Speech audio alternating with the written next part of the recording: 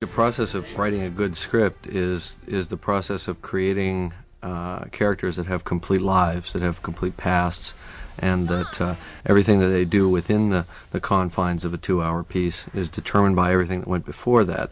It's the art of setting up those characters as quickly but as completely as possible. So I tend to leave it a little fuller than it needs to be in the final cut. The scenes that are written can work beautifully in the written word, or as even reading a script and go, this is neat, oh, this is fun. And then you realize if you translate all of that to film, you're going to possibly lose when it comes to pace. There were great scenes, but it had to go because the movie had to be cut down to around 2 hours and 15 minutes or so. And it's often difficult to predict before the fact exactly what piece of information will be necessary, or how many times a given character trait has to be reiterated for it to be powerful within a film. One such scene was an eerie moment with the T-1000 in John Connor's home. The T-1000 searching John's room is a classic case of underestimating the audience. I wasn't sure that people would get the idea that what he touched, what he had physical contact with, he could sample molecularly, but I wanted to really get that concept across. And in that scene, you see it very clearly. He touches everything in the room, he's searching for some clue, and his hand goes across the poster, and he knows the box is in there without seeing it. I had this whole theory that if he's going to search, and he's so sense-aware, that he doesn't rip through and tear things up. He goes in and tries not to disturb things, but just tries to find his information. His fingertips could do a lot of reading for him. It's sort of like reading Braille. But ultimately, you see the whole film cut together and you say, I don't need that. I get it. I get it already. This omitted scene added a more menacing tone to Sarah's introduction at the hospital. Time to take your meds, Connor. I'm not taking it, Dougie. I don't want any trouble. Ain't no trouble. The point there was we were trying to dig a very deep hole that she had to climb out of. And the deeper the hole, the more courageous she was for having gotten herself out of it, because there was nobody to help her. It sets up the antagonism with Dougie, which pays off later. Dougie forcing her to take her medication is the trigger for the first dream sequence. This dream sequence, cut from the final release, featured the return of Kyle Reese, played by Michael Biehn. Sarah, wake up.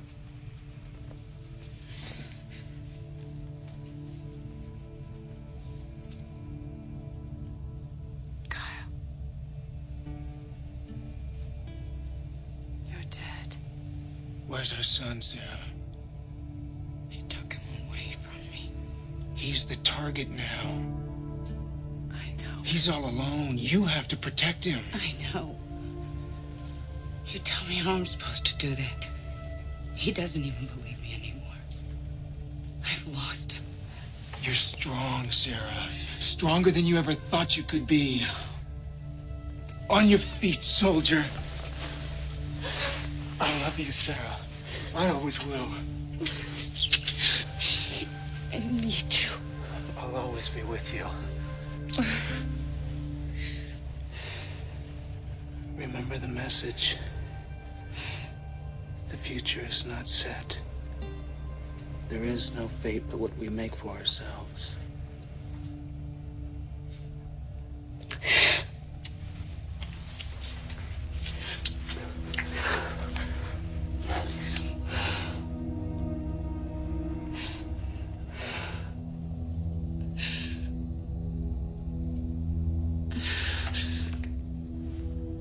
Stay with me.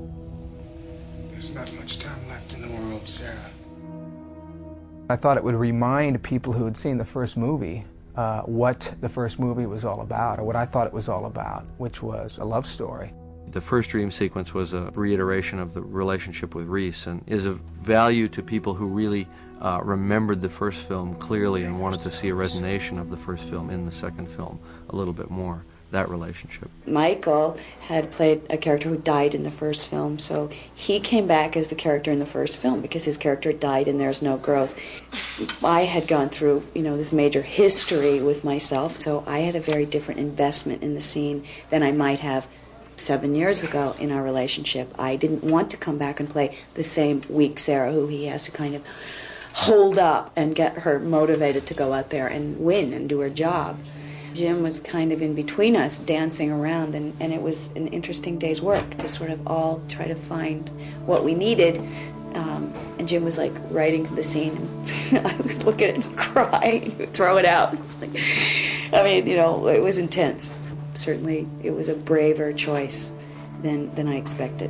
One of the things I always feel strongly about in a sequel is that it shouldn't require you to have seen the first film. It should be self-contained. It didn't surprise me that that this didn't make the cut, because you've only got so much movie, and it's not part of the storytelling. It's more of like, well, remember this. Protect him. I know. Another significant deletion took place in the gas station garage.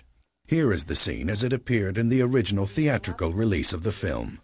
Good. If you can't pass for human, you're not much good to us. How long do you live? I mean, last, whatever. 120 years with my existing power cell. Can you learn stuff that you haven't been programmed with?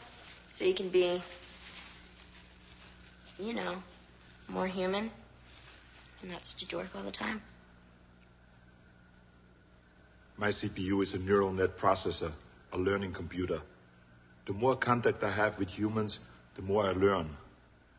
In the movie, Arnold says that he learns how to be human by just watching human actions, but really in the script there was more detail. And now, here is the scene as it was originally conceived and shot. Can you learn stuff that you haven't been programmed with? So you can be, you know, more human? And not such a dork all the time? My CPU is a neural net processor, a learning computer. But Skynet presets the switch to read only when we are sent out alone. Doesn't want you to do too much thinking, huh? No. Can we reset the switch?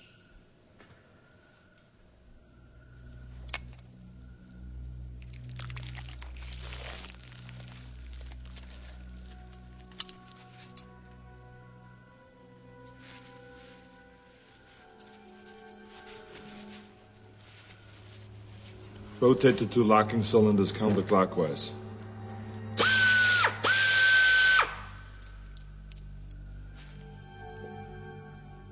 Do it.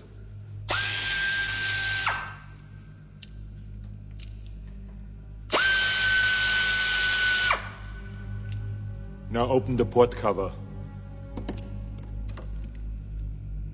Pull to break the seal.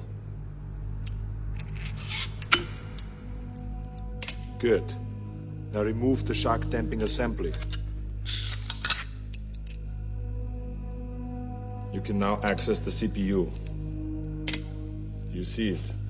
Yes. Hold the CPU by its base tab. Pull.